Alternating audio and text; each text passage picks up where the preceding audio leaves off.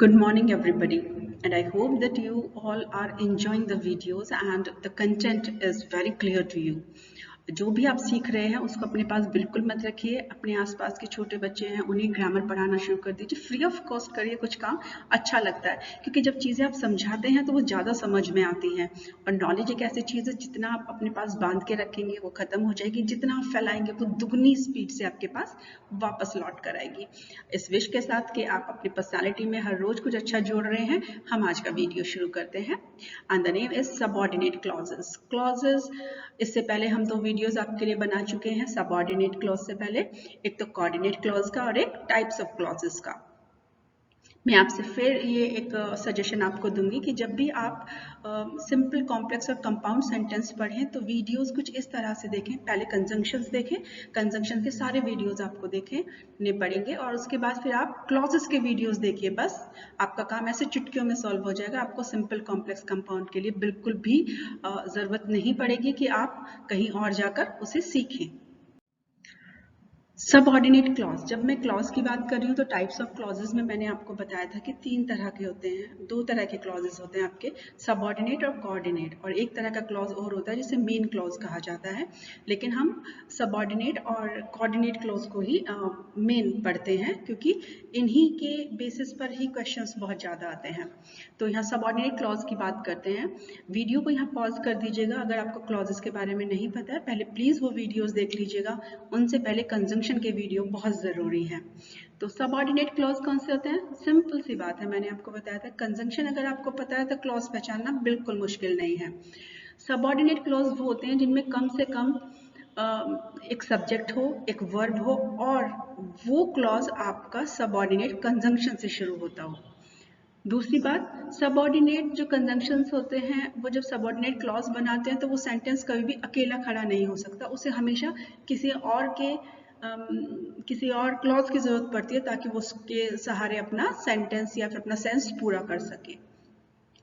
Structure देखिए, subordinate जो clauses है उसके स्ट्रक्चर में क्या हो सकता है? पहले मेन क्लॉज आ सकता है, फिर सबऑर्डिनेट कंजंक्शन आएगा और फिर सबऑर्डिनेट क्लॉज बन जाएगी। या फिर ऐसा भी हो सकता है कि पहले सबऑर्डिनेट कंजंक्शन से ही आपका सेंटेंस शुरू हो, उसके बाद क्लॉज हो और फिर यहाँ दोनों के बीच में, सबऑर्डिनेट क्लॉज और मेन क्लॉज के बीच में यहाँ पर कॉमा आना जरूरी है, फिर आपका मेन क्लॉज दिया हुआ हो आपको। तो इस तरीके से आपका सबऑर्डिनेट क्लॉज का स्ट्रक्चर हो सकता है। आप कुछ एग्जाम्पल देख लें सबऑर्डिनेट क्लॉज के। The teacher scolded the student because they did not follow. Very simple, जैसे ही आपने इसे बोला आपको पता चल गया बिकॉज तो हमारा कौन सा है? Because is subordinate conjunction. तो ये जो बाद वाला ये पोर्शन बचेगा, ये कौन सा क्लॉज हो जाएगा? सबऑर्डिनेट क्लॉज हो जाएगा। Second, he writes poem which will be published in next edition. Which subordinate conjunction, और सबऑर्डिनेट कंजंक्शन हुआ तो उसके बाद वाला ये क्या हो गया? ये आपका हो जाता है subordinate clause. Now I met the boy who had won the series. मैं उस लड़के से मिला जिसने सीरीज जीती है। अब जिसने सीरीज जीती है ये सेंस कंप्लीट नहीं देता है। और सबसे इंपॉर्टेंट चीज, ये हु से शुरू होता है और हु आपका कोऑर्डिनेट कंजंक्शन है। तो ये सेंटेंस क्या हो गया आपका?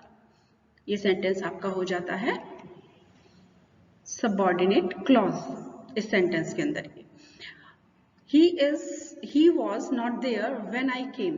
जैसे ही आपने when को देखा यहाँ पर तो आपको पता चल गया कि ये कौन सा कंजंक्शन है? ये सबऑर्डिनेट कंजंक्शन है। तो ये क्लॉज भी क्या हो गई आपकी? Subordinate clause. सबऑर्डिनेट क्लॉज को पहचानना बहुत आसान है, बस आपको कंजंक्शन पे ध्यान देना होगा।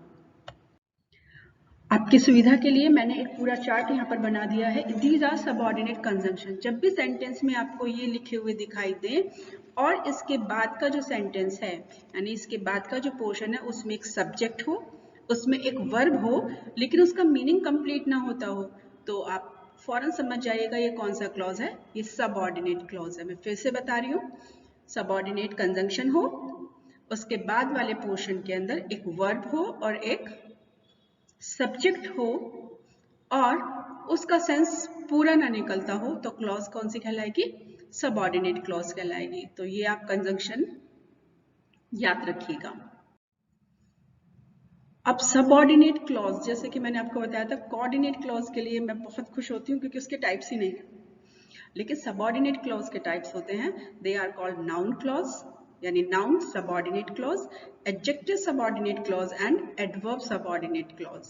तो ये तीनों क्या होती हैं, जैसे नाम से पता चल रहा है, तो मैं यही बात थोड़ा सा आपको बता दूं, नाउन क्लॉज हमेशा नाउन की तरह काम करेगी, एडजेक्टिव क्लॉज हमेशा किसी ना किसी की विशेषता बताएगी, यानी कि इस क्लॉज से हम किसी ना किसी की क्वालिटीज या फिर डिस्क्रिप्टिव जो स्टेटमेंट है वो हमें मिलेगा। एडवर्ब क्लॉज हमेशा एडवर्ब की तरह काम करेगी, तो नाम से इंडिकेशन हो जाता है। अब इनके बारे में पढ़ते हैं। सबसे पहले नाउन क्लॉज को देखिए। नाउन क्लॉज जो है वो या तो सब्जेक्ट का काम करेगा या ऑब्जेक्ट का काम करेगा, दो ही काम करेगा। तो यहाँ पर भी क्या है, जब हम नाउन क्लॉज को आइडेंटिफाई करने चलते हैं तो सबसे पहले क्योंकि सबऑर्डिनेट कंजंक्शन यूज होना चाहिए, तो सबऑर्डिनेट कंजंक्शन में जो है जब कभी भी आप व्हाट, दैट, वेदर, व्हाई इस तरह के शब्द यूज करते हैं तो ये नाउन क्लॉज हो सकता है नहीं, हो सकता है।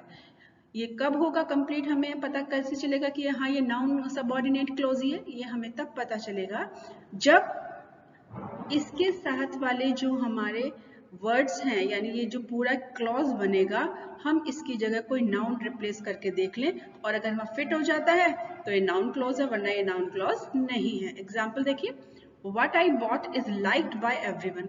जो कुछ भी मैं लाया हूँ वो सबने पसंद किया है।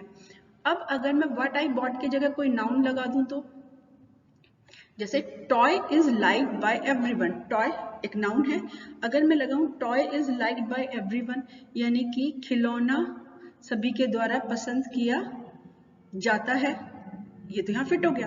और अगर ये यहाँ फिट हो गया तो इस टॉय की जगह मैंने क्या रखा है, व्हाट आई बॉट, तो इसका मतलब ये क्लॉज क्या है, नाउन क्लॉज है। और क्योंकि ये सब्जेक्ट के रूप में आ रहा है, सब्जेक्ट के प्लेस पर है, तो ये सब्जेक्ट है, नाउन क्लॉज सब्जेक्ट के रूप में है। अब एक ऑब्जेक्ट का भी आंसर देख लें, I know that she is nice, that देखते ही आप समझ गए नाउन क्लॉज होना चाहिए, लेकिन फिर भी अगर हमें थोड़ा बहुत डाउट है तो हम पूरे को सर्कल कर लेते हैं क्लॉज को। दैट कंजंक्शन हो गया, शी आपका सब्जेक्ट है, इज आपका वर्ब है। तो अब मुझे कैसे पता चलेगा कि ये तो पता चल गया सबऑर्डिनेट क्लॉज है, ये कैसे पता चलेगा कि ये नाउन सबऑर्डिनेट क्लॉज है। तो देखिए मैं दैट शी इज नाइस इसकी जगह पे एक नाउन लगाने की कोशिश करती हूँ, अगर फिट हो गया तो ठीक है ये नाउन क्लॉज है, नहीं फिट हुआ तो ये नाउन क्लॉज नहीं है। I know Sita, I know Madhuri, fit हो रहे हैं ये नाउन यहाँ पर। इसका मतलब इन चीजों की जगह मैं अगर नाउन फिट कर रही हूँ तो बिल्कुल स्ट्रक्चर सही बन रहा है, यानी ये क्लॉज जो पहले सबऑर्डिनेट थी, सबऑर्डिनेट का कौन सा पार्ट हो गई, अब ये नाउन पार्ट हो गई, तो it is called noun subordinate clause.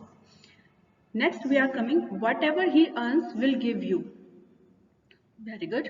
What ever देखते ही हम समझ गए ये क्या है, सबऑर्डिनेट क्लॉज है। अब वट एवर ही अर्न्स, जो कुछ वह कमाता है वो तुम्हें दे देगा, ठीक है वो तुम्हें दे देगा। वट एवर ही लर्न्स, ये तो मुझे समझ आ रहा है कुछ कुछ कि ये नाउन क्लॉज होना चाहिए, कुछ और आइडेंटिटी लगाऊं मैं इसके अंदर, तो इसकी जगह में मैं कुछ नाउन लगाऊं तो अगर फिट हो गया तो नाउन क्लॉज है, नहीं फिट हुआ तो फिर ये कुछ और हो सकता है।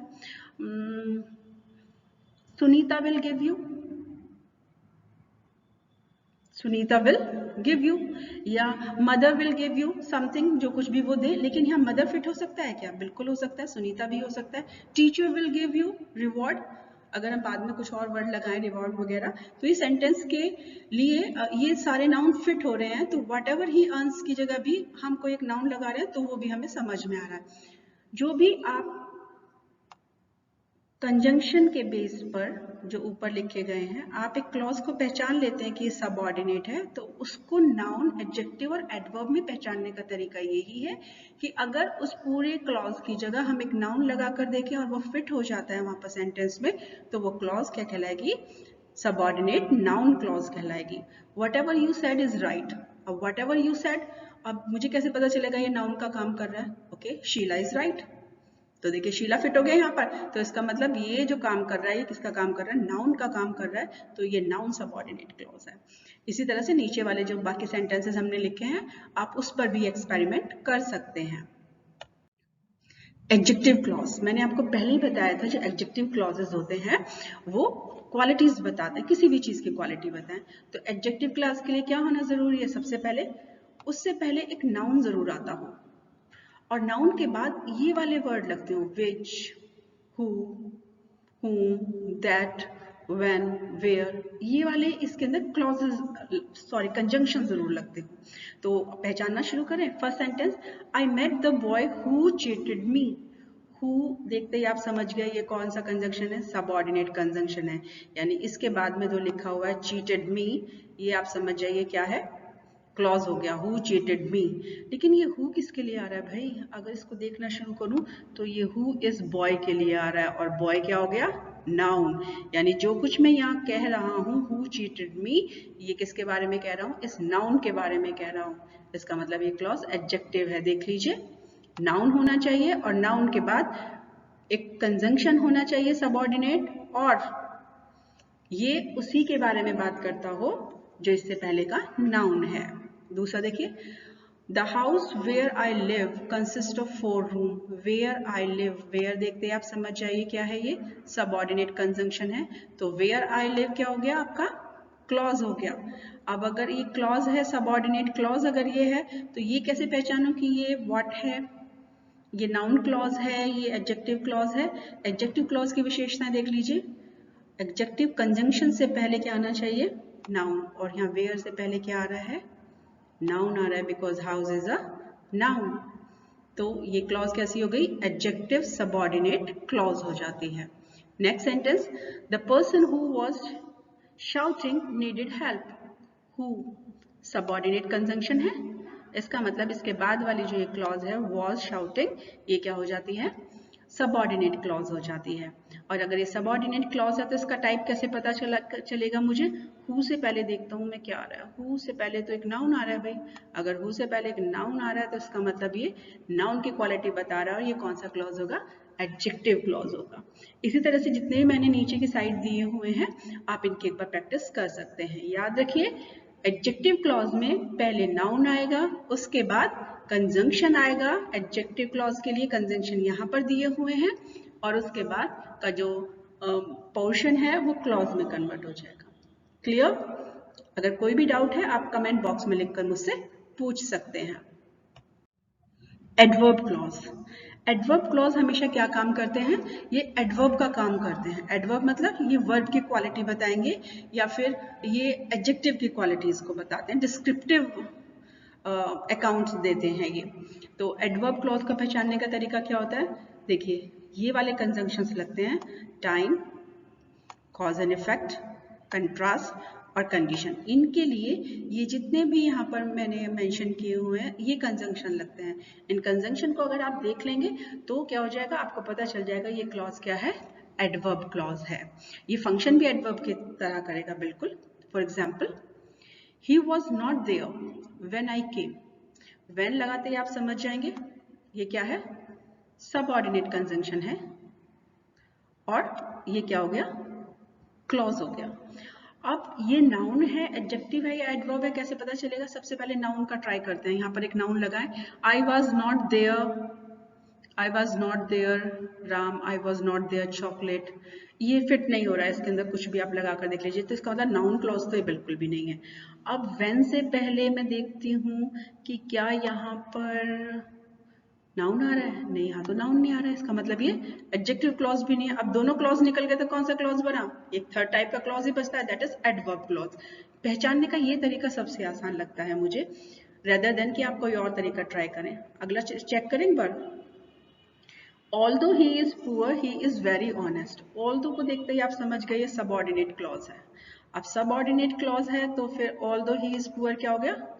सबऑर्डिनेट क्लॉज हो गया, सॉरी, ऑल्दो जो है वो सबऑर्डिनेट कंजंक्शन है, तो फिर ही इज पुअर मिलाकर क्या हो जाता है? ऑल्दो ही इज पुअर, ये आपका सबऑर्डिनेट क्लॉज बन जाता है। अब सबऑर्डिनेट में नाउन है, एडजेक्टिव है या एडवर्ब है? चलिए नाउन लगाकर देखूं, ही इज ऑनेस्ट। अब ऑलरेडी वहां पर ही लगा हुआ है प्रोनाउन, उससे पहले तो नाउन आने से रहा, तो इसका मतलब क्या हो गया, ये नाउन क्लॉज तो नहीं है बिल्कुल भी, क्योंकि मैं इसकी जगह पे नाउन को रख ही नहीं पा रही हूँ। कोई नाउन आप रखकर देख लीजिए, अगर हो सकता है कि लग जाए, मेरे से तो नहीं लग पा रहा है, तो मुझे लगता है ये नाउन क्लॉज तो नहीं होगा।